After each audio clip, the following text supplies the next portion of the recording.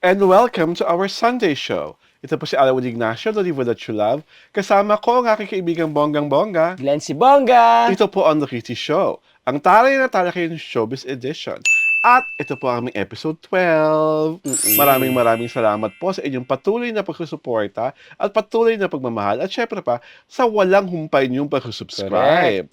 Diba? Sabi nga namin, ang aming next quest ay ang aming onwards of our silver button. Correct. So maraming salamat po sa pagsama sa amin na maabot ang aming bagong pangarap.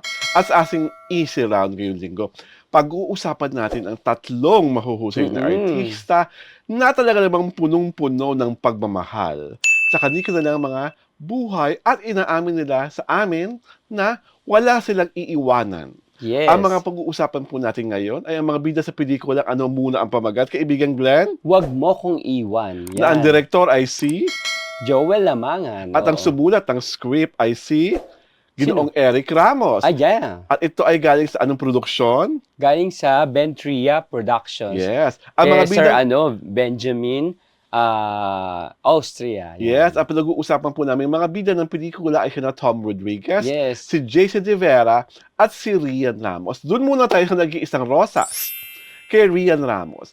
Kaibigan Glenn, ano ba ang makasabi mo sa kinuwento sa atin ni Rian tungkol sa hindi niya iiwanan ng kanyang kasulukuyang mga minamahal? Oo nga. Bukod nga sa family niya, syempre, natural lang naman na sabihin niya hindi iwanan ng family. Natanong ko kay Rian, sino pa ba yung hindi niya iiwanan? Ayun, sabi niya nga ay si Sam Bersosa, ang kanyang Yes. kasalukuyang karelasyon. Na nabanggit pa nga sa akin ni Rian na recently niya lang daw nasabi, as in nasabi niya talaga, wag mo kong iwan. Kay Sam. Oo, at habang nanonood daw sila ng TV, bigla na lang suddenly na siguro may pinapanood sila eksena something dun sa palabas na kaya Nag-trigger biglang para masabi wag niya. mo kong iwan. Oo nga. Kaya Sam. At- sige, At go. nagkaroon pa siya ng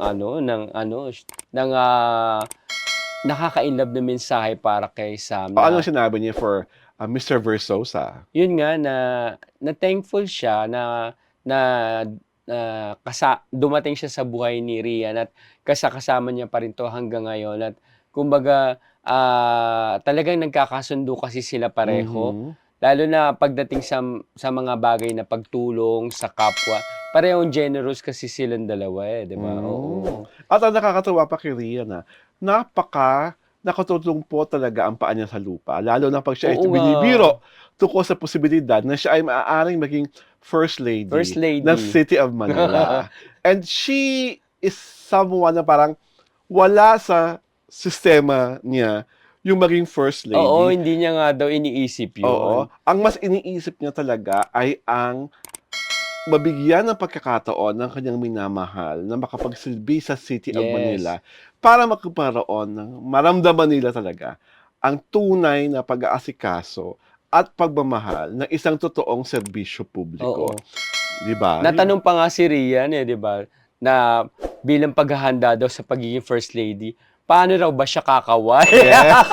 At nakakatuwa At ang nagpasimula na yan kung sino paano kakaway ay si Tom Rodriguez. Oo nga. At ang maganda kay Tom Rodriguez, he is in a very happy state right now. Ano bang kunento sa akin ni Tom sa press ko? Hindi, bago muna yun, syempre, sagutin muna natin kung paano kakaway Paano si nga Rian. raw kakaway? Sabi ni Rian, ganyan. Kumbaga, syempre, iba ganyan or ganyan siya. Ganon. Rocker! Rock on! Di ba? Oo. At si Tom Rodriguez naman, ang naikwento ay meron na siyang Baby, 4-month-old baby. 4-month-old baby boy. Yes, oo. Na according to him, parang carbon copy niya, may dimples din. Oo. Ang nagkaiba lang raw ay ang kulay ng buhok. Kinumpirma nga niya yung kumalat na issue before na kumbaga yung pagdo-drawing, yung pinost niyang drawing ba ng baby ay nangangahulugan ng pagkakaroon niya ng anak. Ayun na nga, inamin niya na nga na meron na siyang 4-month-old baby boy. Oo, unang panganay niya. Oo. At inamin niya rin sa press ko na ang pinakamasakit niyang ginawa recently ay iwanan ang kanyang mag-anak sa Amerika. Because nga, he has contracts, commitments, and obligations dito sa Pilipinas. Oo nga. And he is just so looking forward to go back to the US to be with his wife and baby boy. At saka sabi niya na kaya niya itinuloy pa rin yung kanyang kontrata sa showbiz na kumbaga para ipakita niya rin sa anak niya in the future na just in case na biglang mabalikan ng anak niya ay na ibig sabihin pinangatawanan niya. Yes. Na ang Yung tatay kanyang niya ay may palabra de honor. Correct. Diba? At may paninindigan. Yes. Correct. May isang salita. Diba? Hindi parang porke Na tumutupad sa mga kontrata, tumutupad sa mga napag-usapan. Oo, correct. Diba? At kay JC De Vera naman na sobrang happy. Talaga meron na siya feeling niya, meron na siya selective amnesia. Amnesia, oo. Sobra talagang napaka-blissful ng buhay niya, di ba? Ano nga sabi niya sa atin? Parang Zen? nakalimutan niya na yung mga masasakit niyang nakaraan dahil napakasaya ng buhay niya ngayon kasama ang kanyang, siyempre, asawa, di ba? Oo, at pamilya, oo. At ang isa pang bagay na dapat nating i-expect sa pelikula, kasi nung matapos sa press ko, nakausap ko po ang mismo producer, si Engineer Ben Austria, at sinabi niya, kaya gusto niya ang pelikula. Aside from it being a love story, essentially, may mga social issues na isinama, hinabi si Eric Ramos sa nasabing pelikula na ideya ni Director Joel Lamangan kung saan mas lalong naging relatable ang paparating na movie kasi nga yung mga problemang tinatalakay sa pelikula ay totoong pangyayari pa rin. Oo. At sina-experience talaga ng bawat tao, hindi lang mga Pilipino. At sabi nga ni Direct Joel Lamangan kanina, ang magandang pelikula raw ay sumasalamin ng katotohanan sa mga katotohanan na nangyayari sa kanyang kapaligiran. Kaya, kumbaga, aside from the romance, aside from the sakitan, aside from the iyakan, merong itong mga timely issues na naka-incorporate ng maayos sa nasabing pelikula. At gusto mong pabalita ni Engineer Ben Austria na sa November 21 na po ang kanilang premiere night sa Gateway 11. At kailan nga ito ipapalabas sa mga sinahan, kapatid? Palabas siya sa November 27, ayan, sa cinemas nationwide. So ikaw, kaibigan, ano ang makasabi mo? Kasi alam ko close kay ni Rian. At she enjoys your company so much. How do you find her nowadays? Ngayong meron ka namang bagong pagkakataon na makapanayam siya.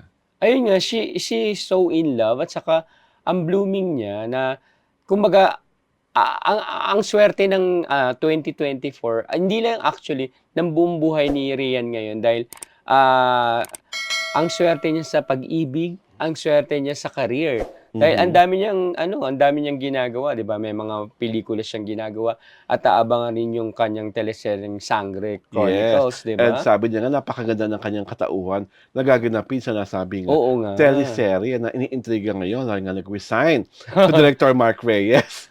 Sa nasabing show na siya talaga ang may pasimuno ng Encantadia ever since. At syempre sa press ko na inilinaw na nga ni Rian ang tungkol sa di umano ay lilipat siya sa ABS-CBN. Ayun nga, hindi raw totoo talaga ito na actually naayos na ng manager na si Michael Oycoco yung mga issue. Dapat ayusin. Kumbaga hindi niya iiwanan ng GMA. Yun nga, sa katunayan nga ay ginagawa niya ngayon Sangre Chronicles. At syempre, kasama rin siya sa Christmas Station ID. Yan. So giveaway na giveaway. Na walang lipatan, walang alis. Kasi alam niyo naman, pagka may problema sa kontrata o or sa pagiging kapuso ay minsan hindi nakakasama agad sa Christmas Station ID. Yes. And ako nga, the only question I asked about during the press conference, just to lighten her mood more, is that what was she wearing?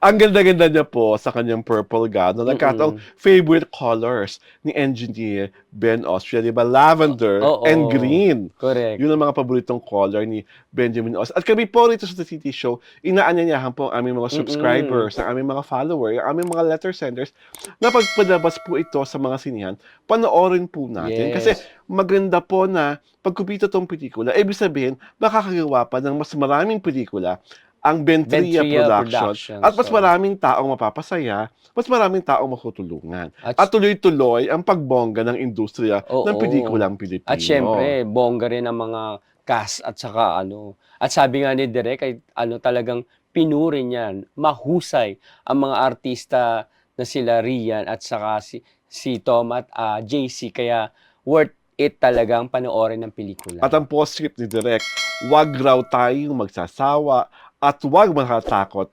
umibig. Correct. Ang ganda, di ba? Ito po si Alwin Ignacio, the Diva That You Love. Kasama ko ang kaibigang bonggang-bongga. Na hindi nagsasawang umibig, Glenn si Bongga! Ito po ang The Titi Show, ang tayo na talakayan showbiz edition.